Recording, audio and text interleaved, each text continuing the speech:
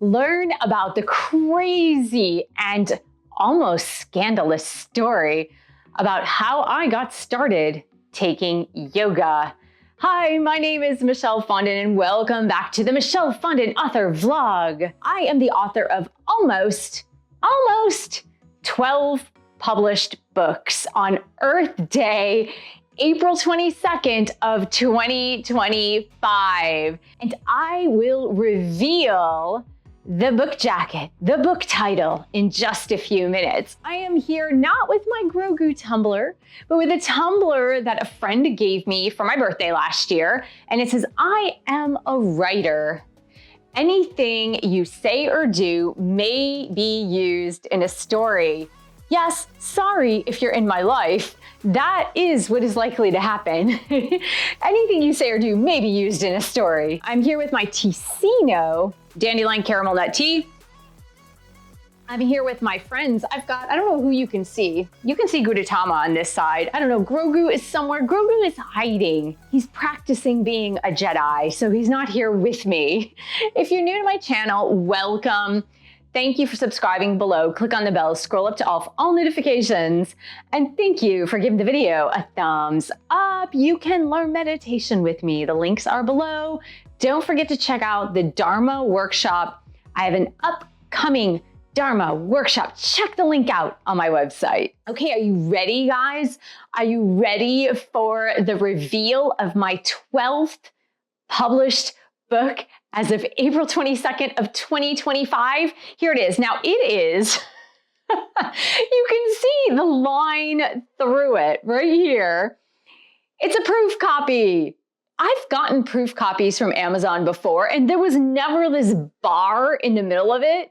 I don't know what Amazon's thinking. Only authors can get proof copies, or publishers can get proof copies. Nobody else can get a proof copy. I don't know why they have to put a bar through it. It makes absolutely no sense. So it says not for resale. So an author would get a proof copy to proofread, make sure everything is okay. I don't know why they had to put a bar through it. Amazon, why? That makes absolutely no sense, because then you can't see the whole book or the whole cover, really. So this is my new book, The 8 Limbs of Yoga from Modern Times, a practical guide to the Yoga Sutras of Patanjali. And it is available for pre-sale on Amazon if you want to order Kindle. If you want to order author-signed copies, you can pre-purchase your author-signed copy now on my website. The link is below. I would say do it sooner rather than later if you are a yogi, a yoga teacher training program, or just someone who is interested in my work or in yoga philosophy, because I am going to pre-order the pre-orders. And yes, you can do that now. Before I couldn't do that. Now I can do it. I'm going to pre-order the pre-ordered copies so that it'll be ready to ship very close to the publication date. So there you go. Do you want the story? Do you want the story about how I started yoga? It's a crazy story. It's a little bit scandalous. I assure you, this is not clickbait. It's a little bit scandalous. So the year was 1989. I had just graduated from high school, from my Catholic high school in Michigan. I was 18 years old. It was May, so very close to springtime, right, that we are in now. So it was May, and I was invited to take my first yoga class by the gentleman I was dating at the time. Now, this was an unusual situation, a very highly unusual situation. I wasn't particularly interested in taking yoga. I didn't even know what yoga was about, but I was dating this man who was 8 years my senior. He happened to be a teacher at my high school. So that's the little scandalous part. So he was a teacher at my high school. We had started dating, and he was very much into a holistic lifestyle. He taught me guided meditation. He taught me about Zen Buddhism. And of course, he taught me about yoga. Now, here's what's even funnier about my first experience of taking yoga in 1989. The class that was taught at a community center was with my former now religion teacher from the same high school. She was the one guiding and leading the class. So I'm going to my very first yoga class with my boyfriend, who is a high school teacher at my high school, and my former religion teacher, who was a teacher at my high school, teaching me yoga for the first time. I was 18, not super interested in yoga at all. And I was just going because I liked this guy, because I wanted to be with him. I wanted to do everything with him. And so if he said jump, I said how high, because I really wanted to spend time with him. And so he and I took our first yoga class together at this community center with my former religion high school teacher. I know, it's mind-blowing. It just sounds very convoluted. My teacher, my first yoga teacher, was phenomenal, is still phenomenal. She's still alive. She was phenomenal. And the form of yoga she taught was Hatha yoga that was very authentic. She had studied in India. It was traditional Indian yoga and really authentic with the Sanskrit, with the Oms. And I was completely hooked after the first 90 minutes. I don't know at that point what yoga did to me. Exercise was not foreign to me. I had been exercising pretty much all of my life. I'd been obsessed with dieting and exercise. Yeah, that trend still continues. But I had always been interested in dance. I was a ballerina for years before that, but I had taken aerobics classes. That's what they were at the time.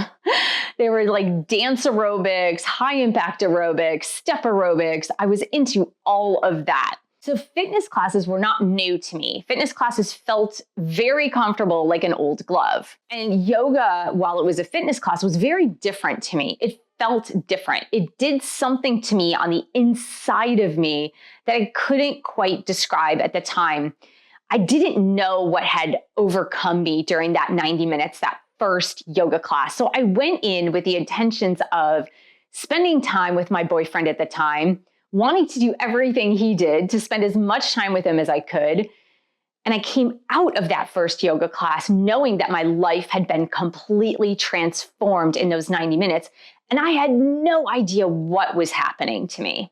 I really didn't. Now, the interesting part was we took an 8-week course. So it was an 8-week class of consistent Hatha yoga classes.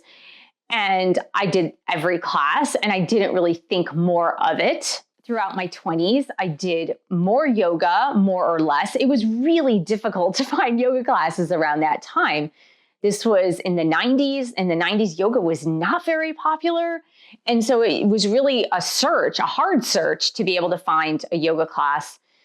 And it really wasn't until I was going through my divorce when I was 35, 36 years old, around that cusp. And I was studying the works of Deepak Chopra, studying the works of Wayne Dyer, digging deeper into my spiritual journey, that I discovered the 8 limbs of yoga. I had no idea yoga was part of a bigger system, a bigger philosophy. For me, I thought yoga was just yoga class and yoga poses and using a yoga mat, blocks, strap, blankets, pillows maybe. I had no idea it was part of a bigger philosophy, nor did I really care. To be honest with you, I didn't really care. I just knew that yoga felt good in my body. I knew it did something for me. I didn't know what it did for me. I just knew it did something for me. But yoga really is a bigger thing. Yoga asana is like a tiny part. Yoga asanas are the yoga poses you practice, in case you're new to the jargon. Yoga asana is just a teeny tiny part of a broader philosophy, a way of life, a way of being. And the goal of yoga is not the poses at all. I bet you didn't know that one. The goal of yoga is not the poses. Poses were performed by ancient yogis to get their students ready for meditation, for long periods of meditation, sometimes 8 hours of meditation in a row, sometimes 12 hours of meditation in a row.